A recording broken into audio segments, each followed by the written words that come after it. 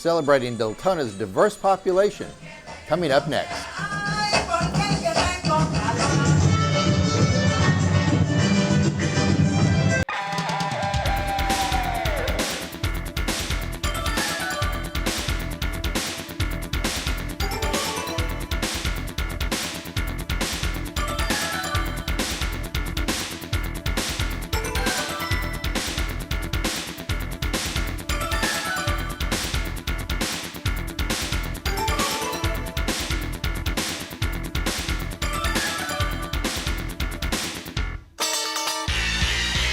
Hello, my name is Lee Lopez. I'm with the City of Deltona.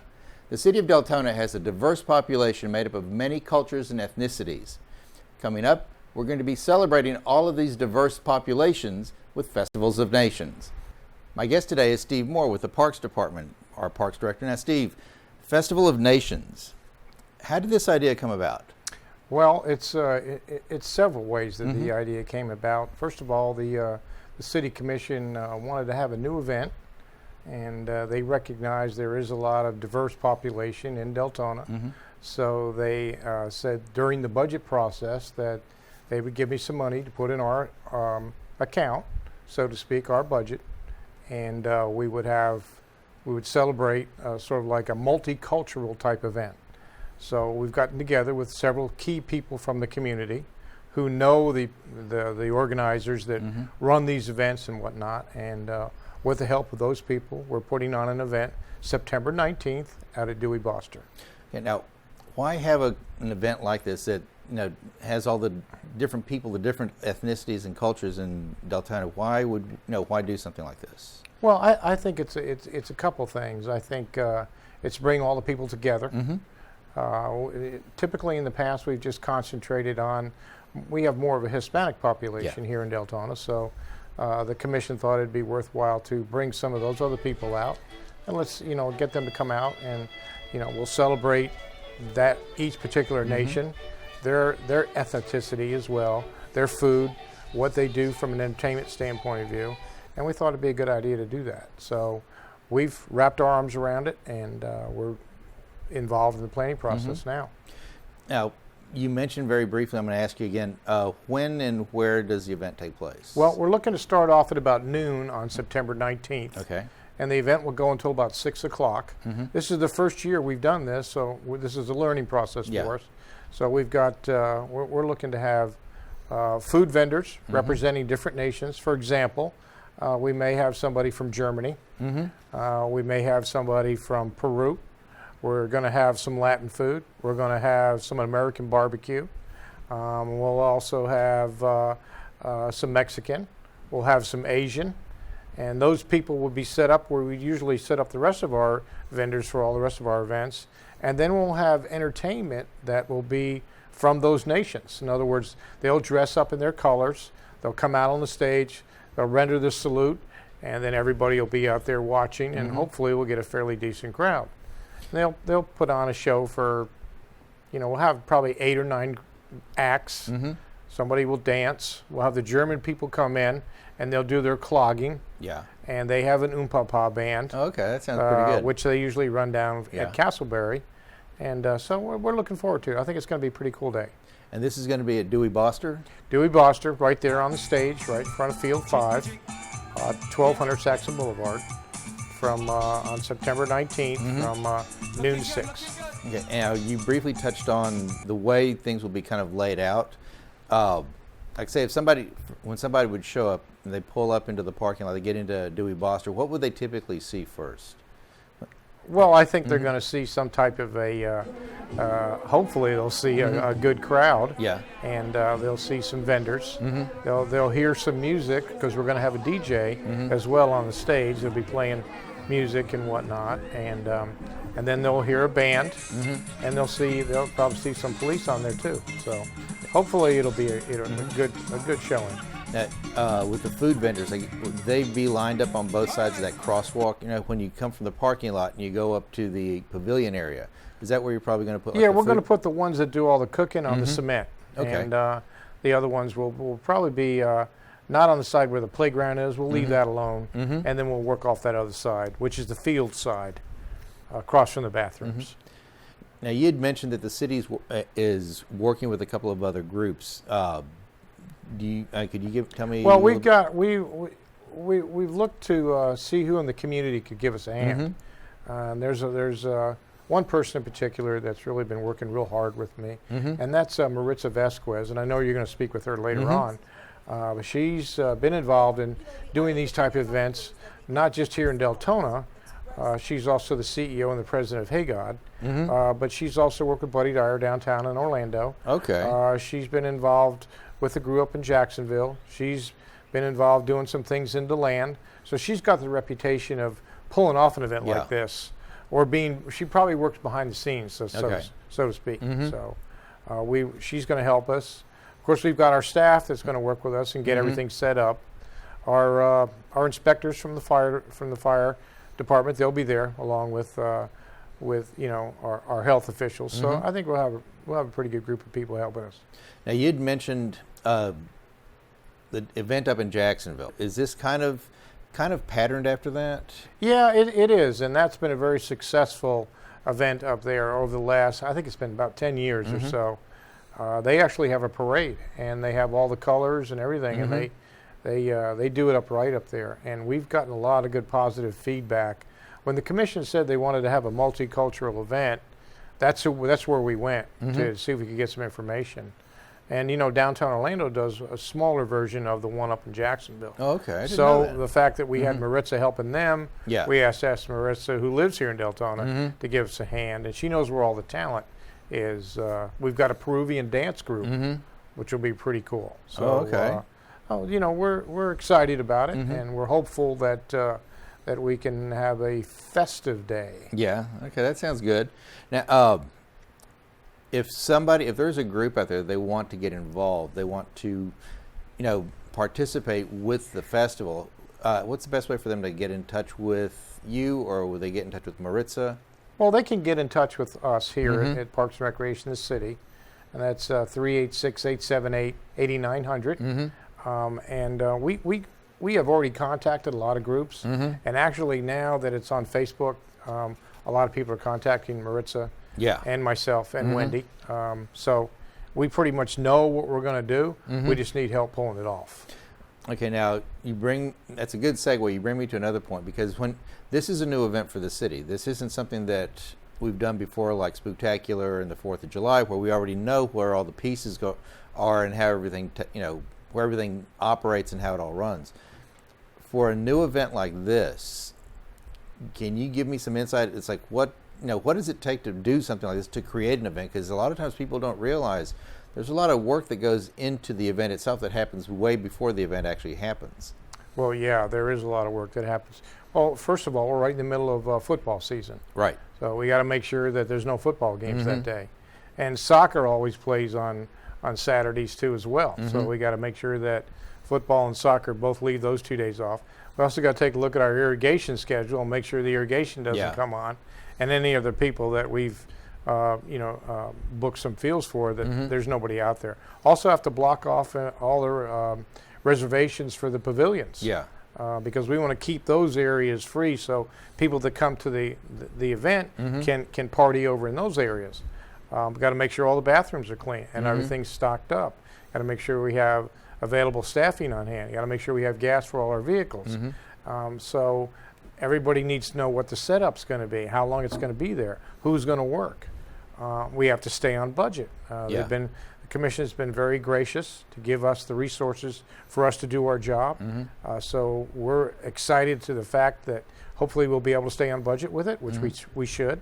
Hopefully we'll be under budget this first year, because we are going to compensate some of these organizations that are taking time in their schedule to come out and spend the day with us. So now, a lot of work that goes on. Now, when did you start planning this? Because I know this didn't just come about like 2 or 3 weeks ago. There's been some... Well, we've been talking about this event now for probably pretty close to about a year. Okay. And we've been ramping up right after the 4th of July because we want to concentrate on doing a real good job with the 4th of July. And Maritza and I have met, and we brought some other people into the fold. And so right now we're starting to really ask you guys to promote it for us, because that's what you do. So I think communicating out to the public and through Facebook and all our social media that we can do a really good job by getting this event going. So, now, you had mentioned that there's a lot of the work that goes on behind the scenes during the event itself. Just a rundown on what will the city be doing just to help make sure everything is running as smoothly as possible. You talked about bringing in additional staff. Well, I think what we're looking at doing is, first of all, is making sure that everything's clean, and everything's picked up, and that the environment and everything over there is a welcoming, fresh type of layout is what we want.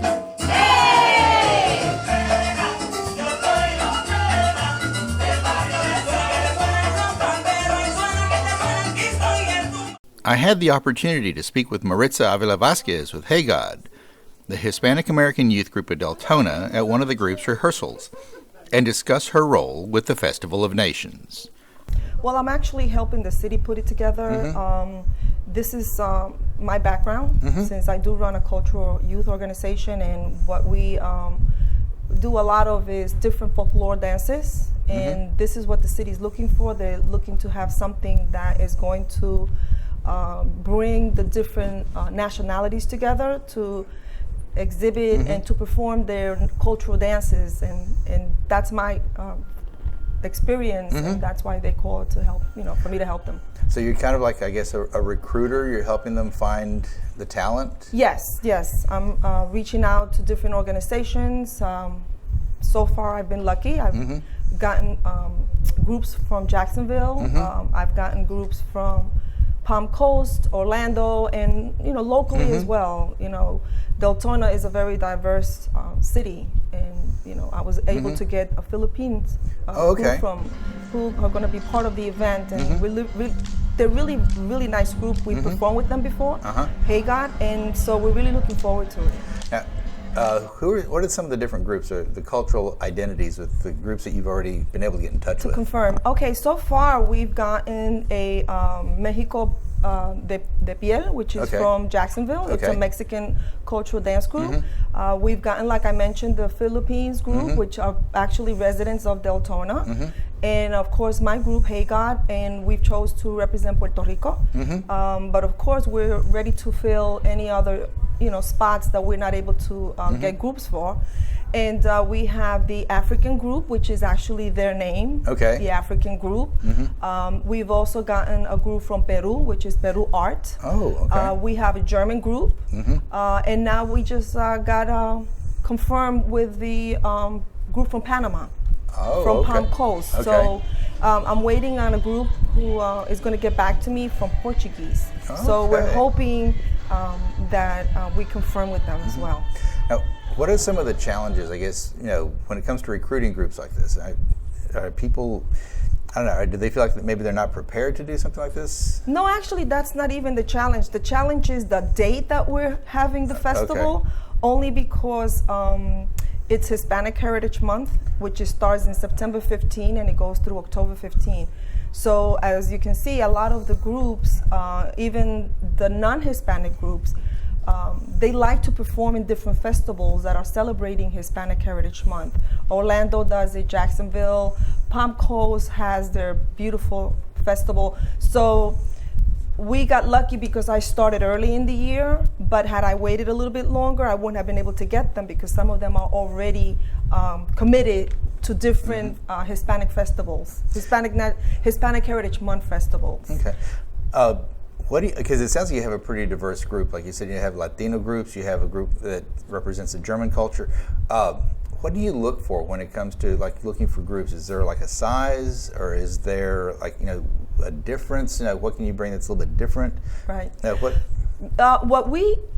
What we're looking for is to introduce different cultures to our community.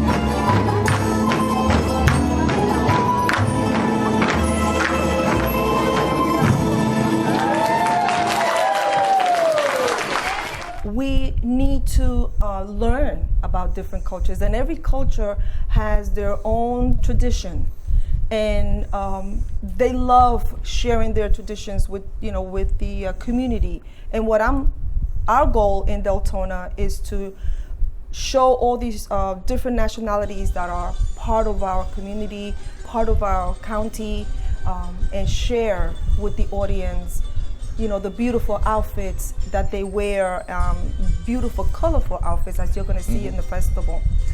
Now, somebody who is going to go to Festival of Nations, what can they expect to see? A visitor? Well, they're going to, again, they're going to see a mixture of different cultures. We're going to have the Mexican group. So I'm sure there's going to be a lot of Mexican families coming in from Pearson and DeLand, where we have the largest population of Mexicans families. We're going to have Peruvians come in. I know there's a large, a group of Peruvians living in Daytona Beach. So they're going to be coming in to see their country being represented. We're going to see a lot of Germans coming in and take part with us. Yeah. A lot of Puerto Ricans and a lot of Germans, and a lot of African Americans are going to come to see this beautiful, beautiful group perform dances from actually Africa itself. Now, they'll see people performing, they'll see the groups dancing. Will there also be like food? Will there be displays? We're trying to get vendors, and again, we're trying to get vendors to come from different, source of the world to sell items, clothing, jewelry. We're also trying to get vendors to serve or sell different food from, Puerto Rico, Mexico, Peru, and we're trying to make the theme work around with the dancers, the food, and the actual vendors and stuff. Now, your group, Hey God, what do you have planned for your participation in the event? We're going to be representing Puerto Rico, and we're going to be dancing a dance called La Bomba. Adiós mis ojitos, adiós mis ojitos, pues ve la hacienda molía otra vez. Adiós mis ojitos, adiós mis ojitos, adiós mis ojitos, pues ve la hacienda molía otra vez. Ya la hacienda grande no quiere moler, porque al ser tus ojos saber que la hacienda molía otra vez.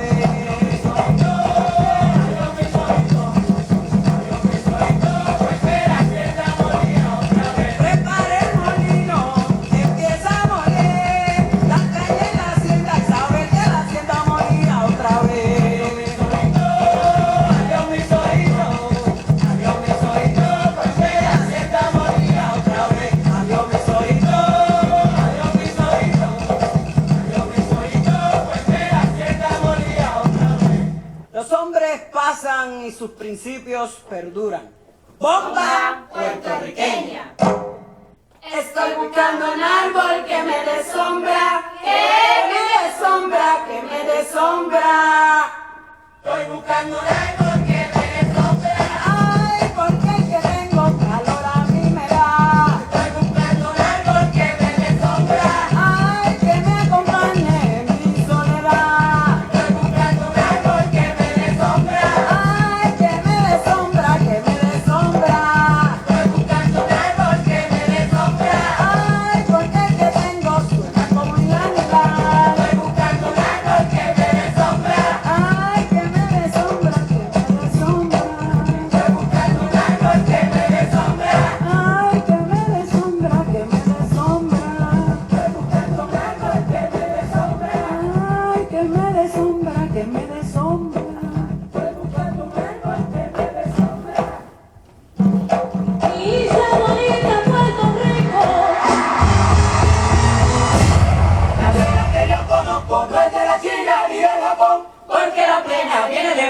Viene del barrio de San Antón, porque la plena viene de José, viene del barrio de San Antón. ¡Eva! ¡Puerto Rico! La plena que yo conozco no es de la China ni del Japón, porque la plena viene de José, viene del barrio de San Antón, porque la plena viene de José, viene del barrio de San Antón.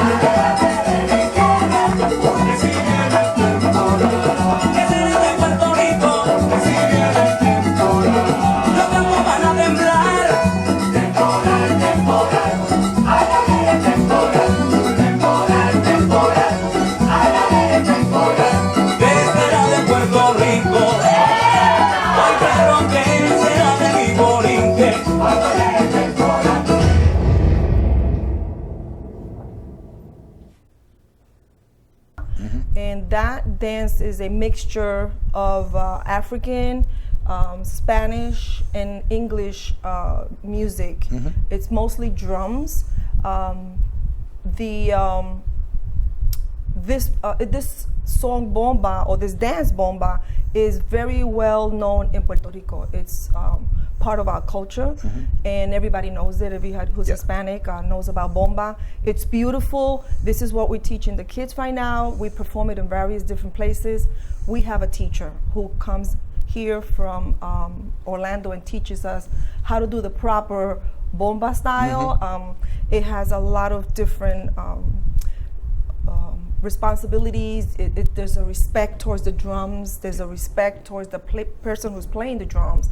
So we wanted to teach the kids all about that. And bomba is beautiful. It has a lot of rhythm into it.